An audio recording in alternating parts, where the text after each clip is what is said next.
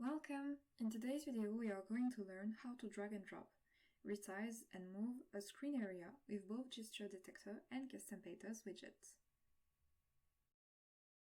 Let's get started.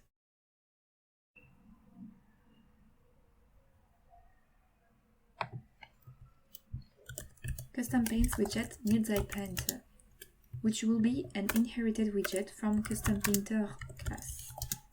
To do that, in ClojureDart, we call reify and the extend keywords, which will create an anonymous class. As anonymous function, they are useful because we don't have to look out for a relevant class name. So, we do need the paint function and the should be paint function. The function paint will be called each time the Flutter engine feels that an update is necessary.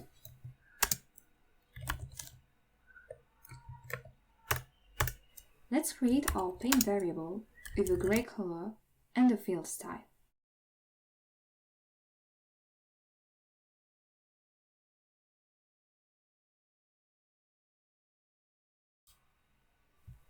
Let's call draw circle with the coordinates of P1,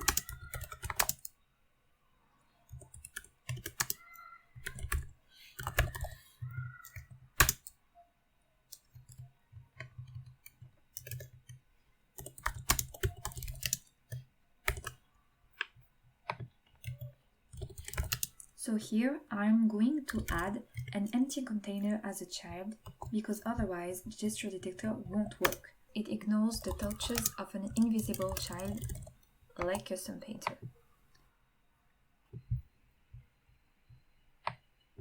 Okay, gray is in the UK way and F is in lowercase. Yay!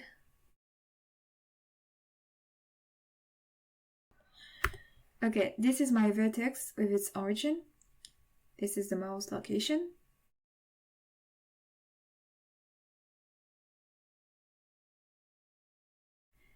Okay, let's call the distance between these 2 points delta. Alright. Mouse position. Okay, so we have 2 points, one inside the circle and the other one in the outside of it. If the distance between the absolute zero and the mouse position is near enough from the origin of my vertex, then it means we clicked inside. But what is near enough? Near enough as the size of the radius. Now, let's imagine we dragged our vertex. The origin has then a new position, and so has the mouse location. Gesture detector which should give me the new mouse position, but what about the new origin, or prime, of my vertex?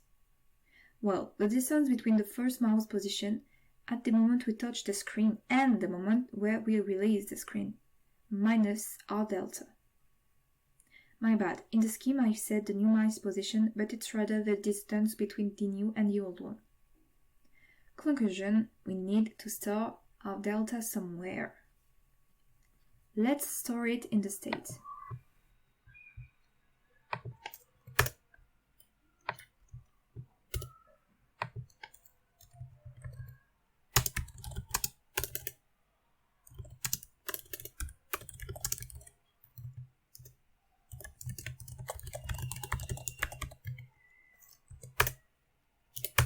Gesture detector will give you a wide range of controllers. On-pen is cool because it works for both horizontal and vertical updates. Oh, and don't forget to import the gesture package.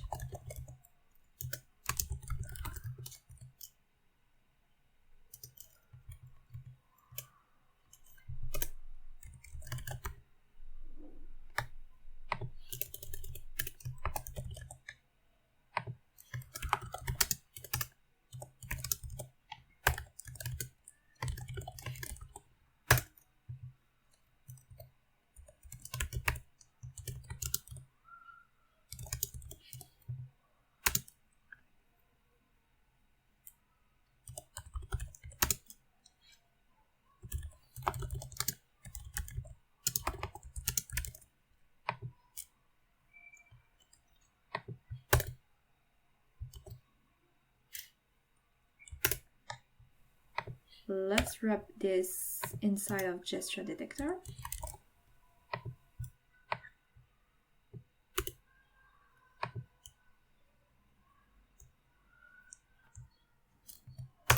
The detail objects contain the mouse position in the local position property.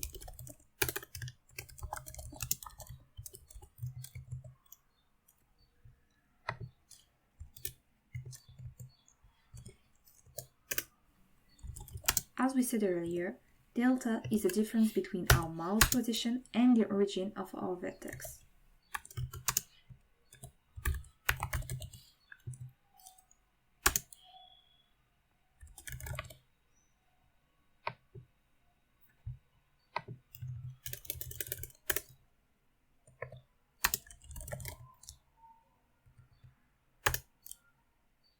Here, we will be using when like an if.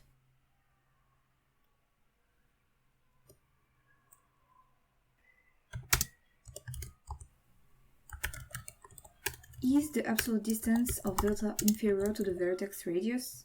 If yes, let's store our delta, otherwise it stays as nil, which will be our indicator that nothing relevant happened.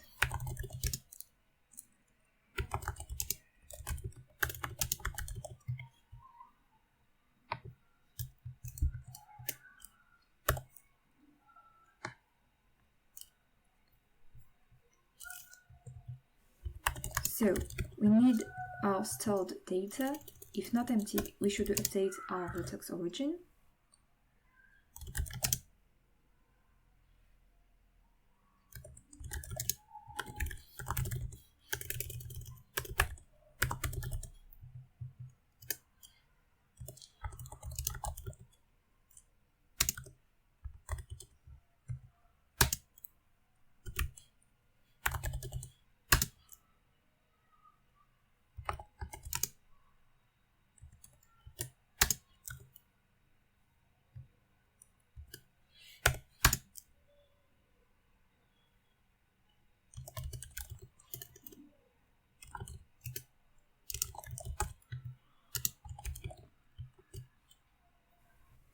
Okay, disclaimer. It may seem slow, but it's mostly because Graphics uses a lot of GPU and I don't have one on my computer. Okay, so moving one point is fun, but not useful when we want to transform our whole area. We need a whole rectangle. In order to perform transformation, we will need to move 3 vertices. We need a new state with more information. Let's define a vector containing the coordinates of our vertices O, A, and B, which respectively corresponds to the indices 0, 1, and 2. We will keep our delta. But which point is being dragged? Let's store this information into a third variable, named index, IDX for index. In this case, we touch the point A, therefore the first element of vertices, as vector starts at 0.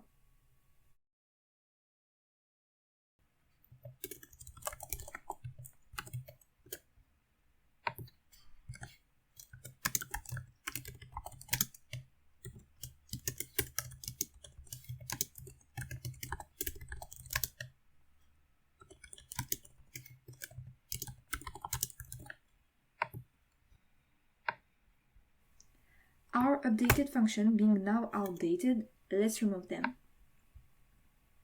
Let's update the paint function quickly.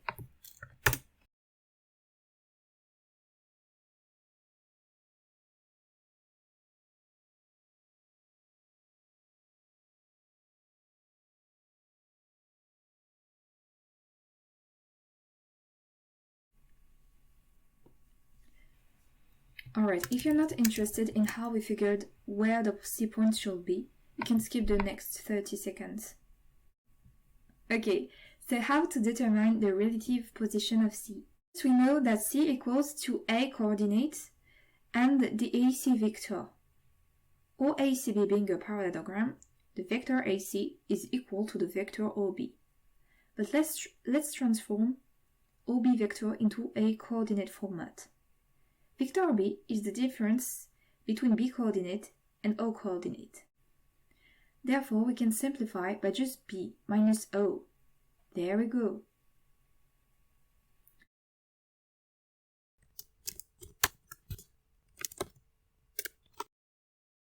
We will have to iterate over the vertices and return the first pair of index delta that match our mouse position.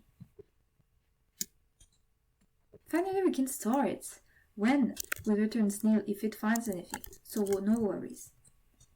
Here, we need our delta and index.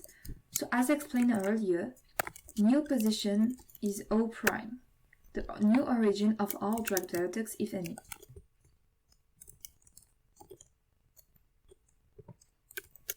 If index is an integer and not nil, it means we dragged something so we can update our vertices state. If it's nil, then we do nothing.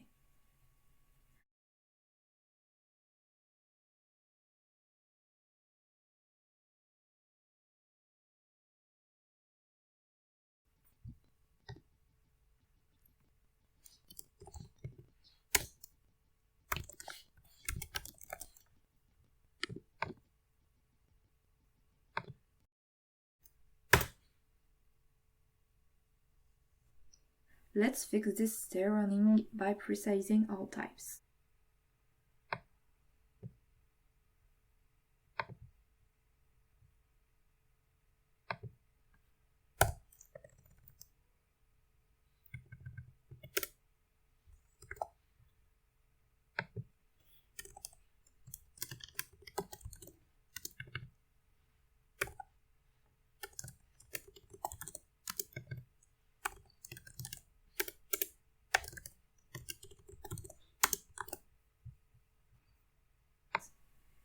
Okay, it works.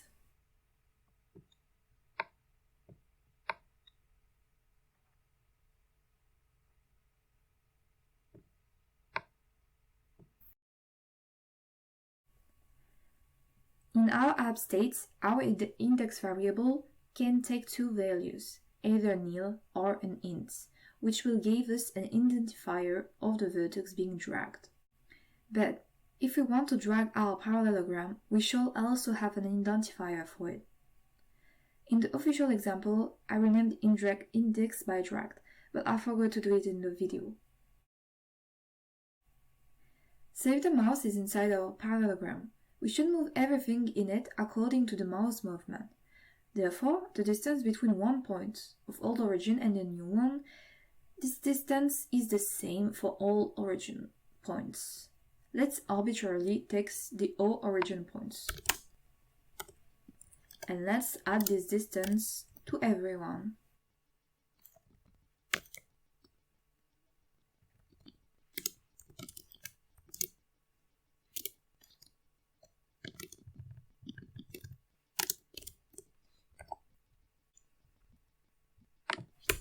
Oh, the name is moved to.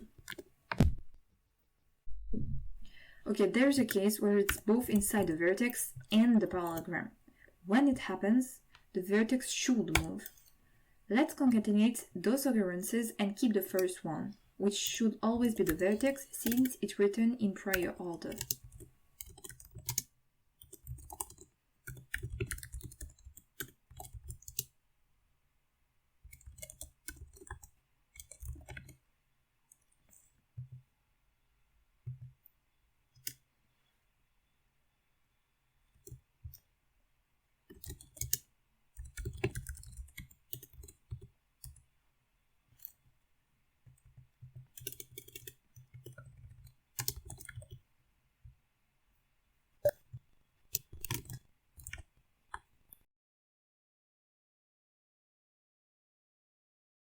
Now, how to know if we are inside of the parallelogram?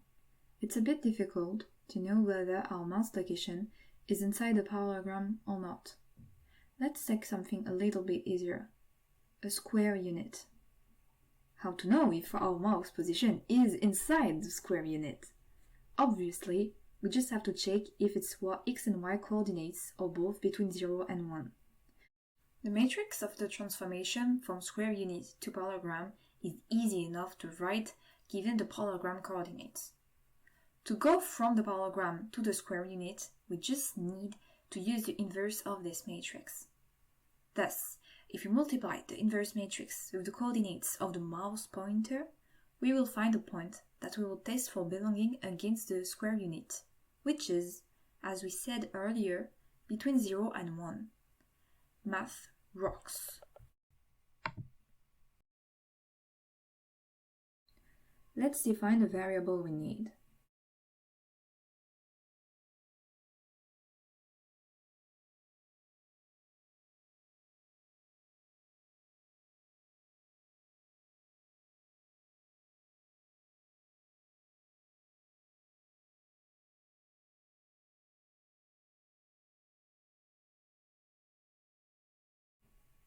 Now that we defined the matrix, let's compute our square unit from the transformation and the new mouse position related to it.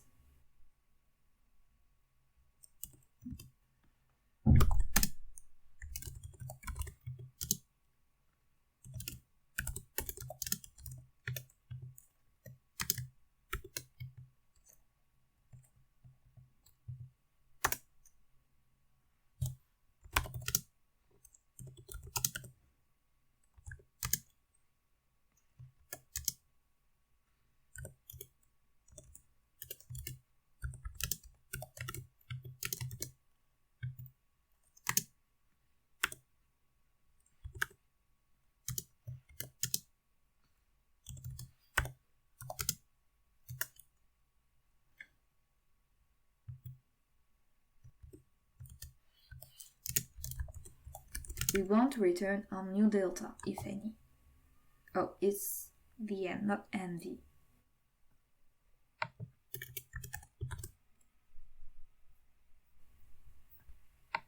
Alright, look at that.